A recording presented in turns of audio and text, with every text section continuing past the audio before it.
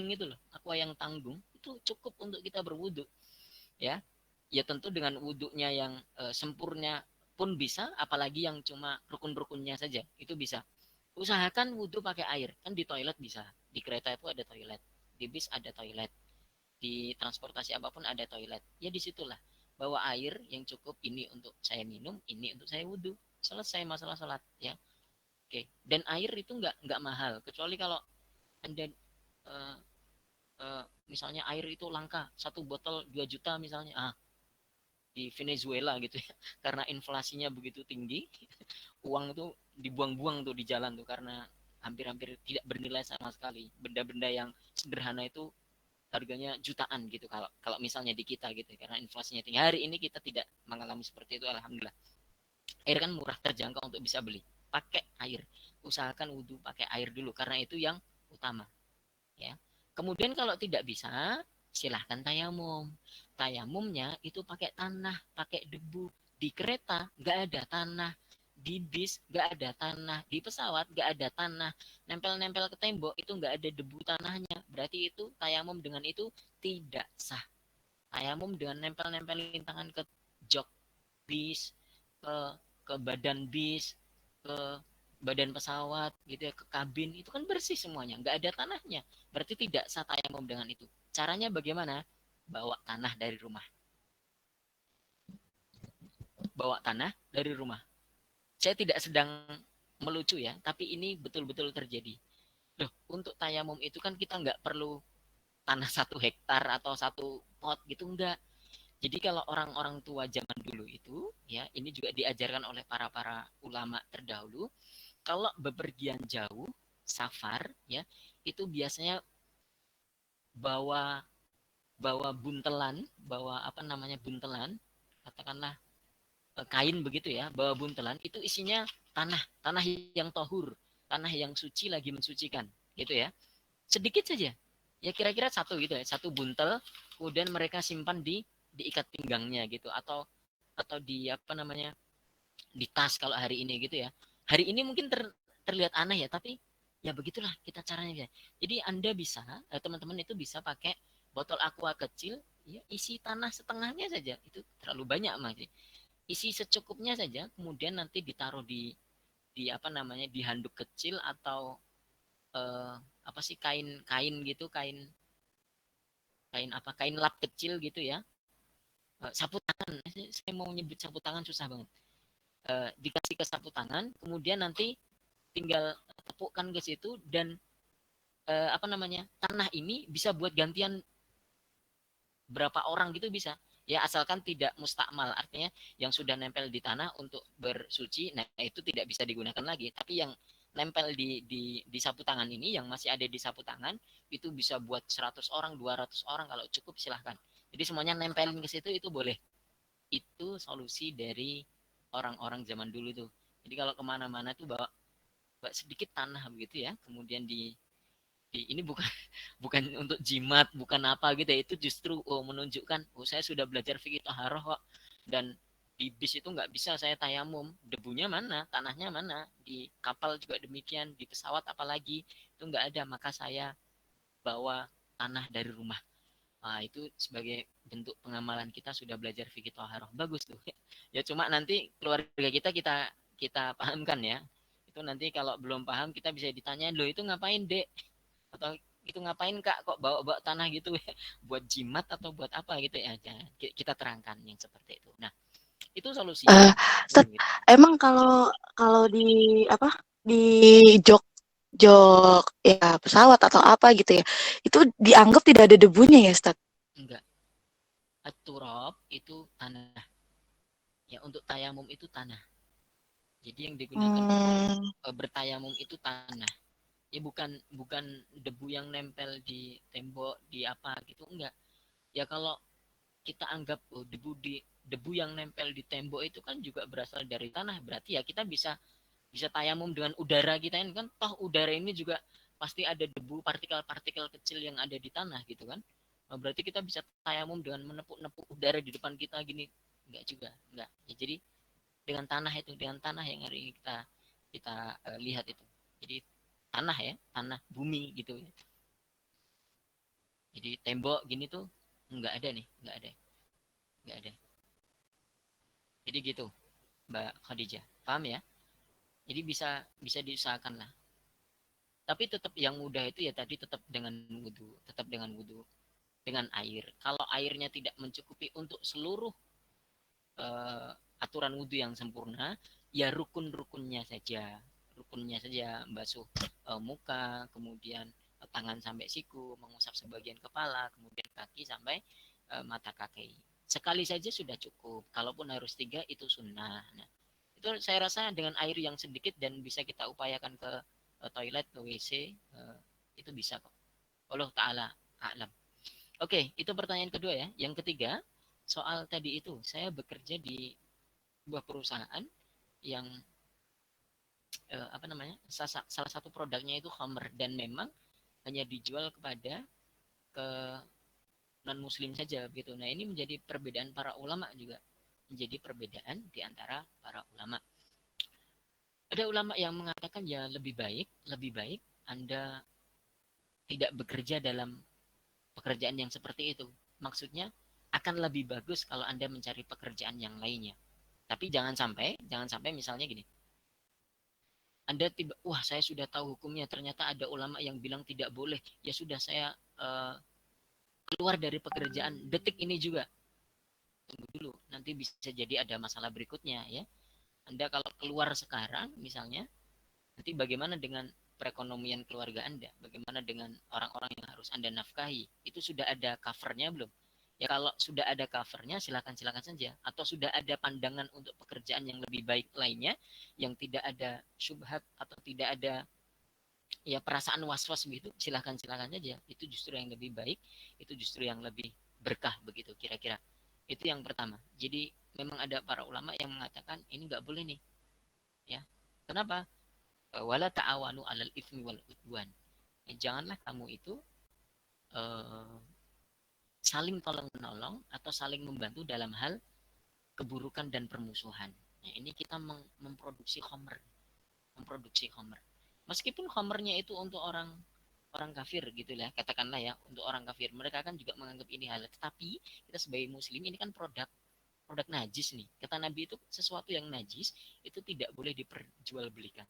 Tidak boleh diperjualbelikan. Maka ini menjadi ya tadi itu eh, tarik ulur gitu ya, maju mundur ya, minimal tadi itu Anda sudah menyebut ini syubhat begitu. Bagusnya Mbak Khadijah ini eh, apa namanya, mencari pekerjaan yang lain. Itu idealnya begitu. Meskipun saya ada pandangan ulama kedua nih. Ada ulama kedua itu mengatakan boleh, ini ulama madhab Hanafiyah ya. Sebagian ulama Hanafiyah mengatakan boleh.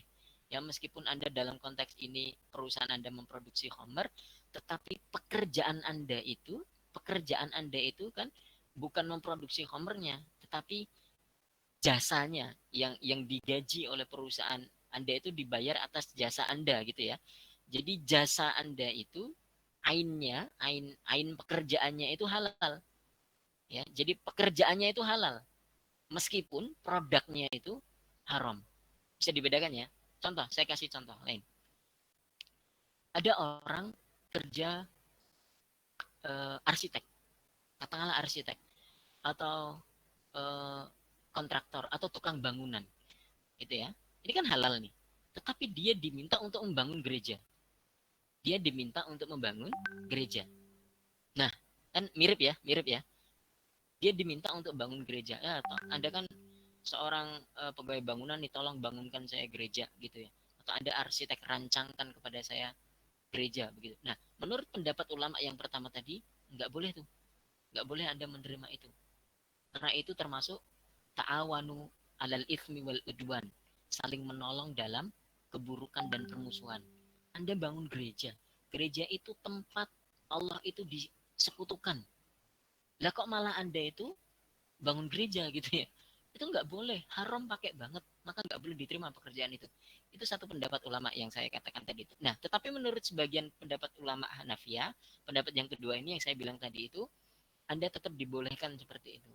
Ya, jadi Anda kan bekerja itu profesional. Anda itu pekerjaan jasa Anda yang dibayar orang itu.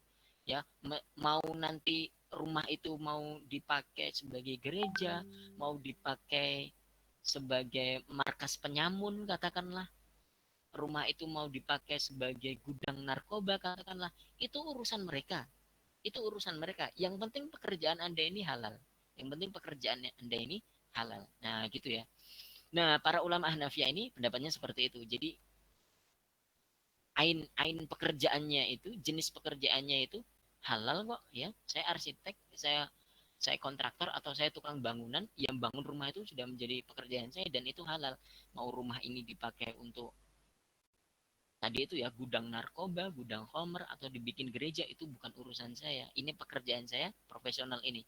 Menurut pendapat sebagian ulama Hanafiyah itu diperbolehkan. Nah, mereka berpendapat begini, kalau misalnya ada orang itu satpam ya, satpam itu diminta oleh tuannya untuk menunggu satu rumah, kan boleh ya, halal ya. Nah, tetapi rumahnya itu ya dijadikan gereja tadi itulah, dijadikan gudang barang-barang yang haram, itu kan tidak serta merta membuat si satpam ini langsung otomatis haram juga pekerjaannya. Ya, itu menurut pendapat yang kedua dari sebagian ulama Hanafiyah.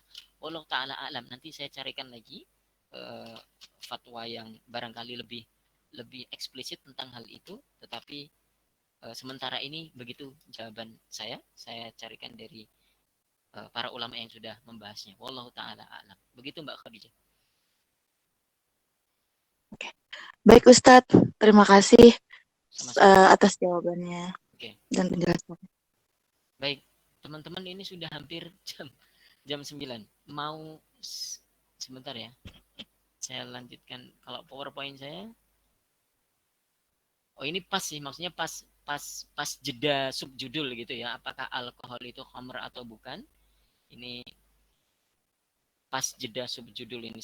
Saya tawarkan ke teman-teman apakah saya lanjutkan atau cukupkan sampai di sini, karena kita sudah mau jam 9. Khawatirnya teman-teman sudah lelah karena hari ini sudah beraktivitas kerja gitu ya sampai sore, kemudian dilanjut ngaji, jadi nggak konsen lagi, atau bagaimana, silakan saya tawarkan ke teman-teman.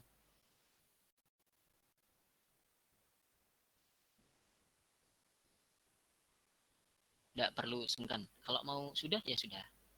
Dicukupkan saja Ustaz. Ya, Gitu ya. cukup sih. Cukup dulu.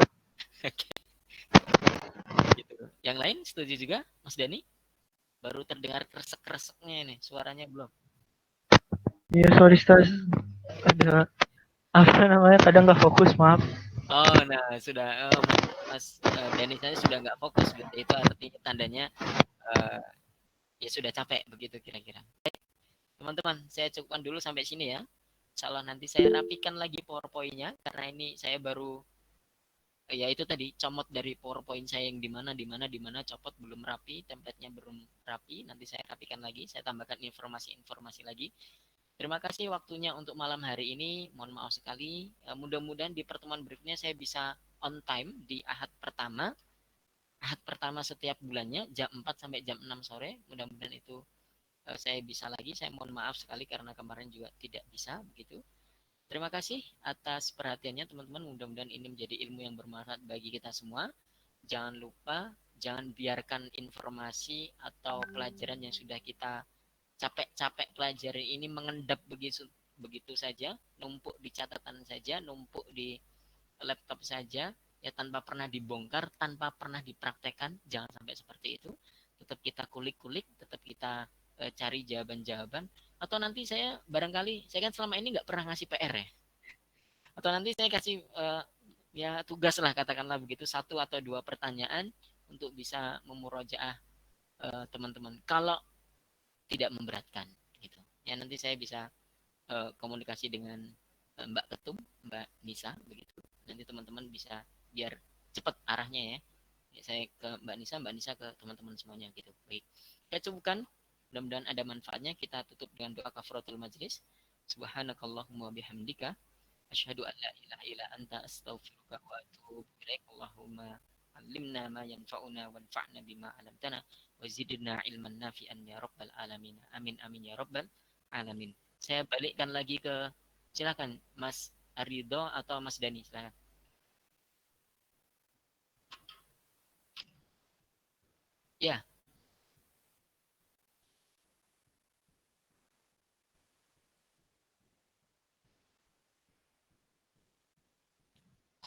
Ya.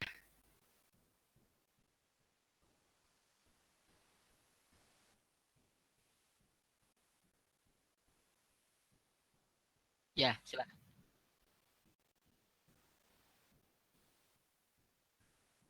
Alhamdulillahirabbil alamin. Waalaikumsalam warahmatullahi wabarakatuh. Terima kasih Jazakallah teman-teman. Ustaz. Jazakallah Ustaz.